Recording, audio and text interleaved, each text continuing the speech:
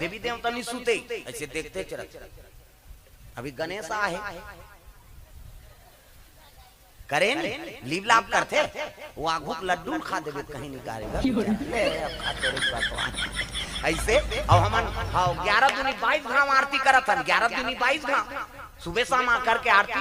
और आरती में का लिखा है जय गणेश जय गणेश जय गणेश देवा माता जकी पार्वती पिता महादेवा लडवन के भोग लगे। कभी तानो पालनी सुन वो मुसवा खड़े हो जाते लेंगे कतका जवान नानी रहन तो कहा आरती लत करन दे कहीं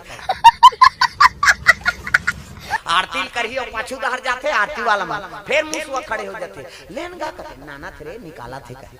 अब वो दहर लड्डू अड्डू थोड़े निकालते का वहां रोट के खीरा और टीप ला काट दी और मंत्र पढ़ते मीठ मीठ आ जा करू करू थू कहीं ता खीरा भोग लगे के आरती में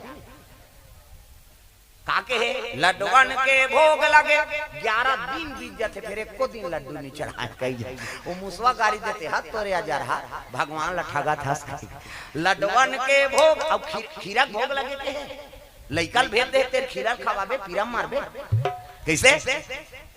तो कम से कम 11 दिन में आऊं नहीं तो एक दिन तो मोदक के भोग लगा लड्डुअन के भोग। प्रेम से बोल दुर्गा मैया की जय।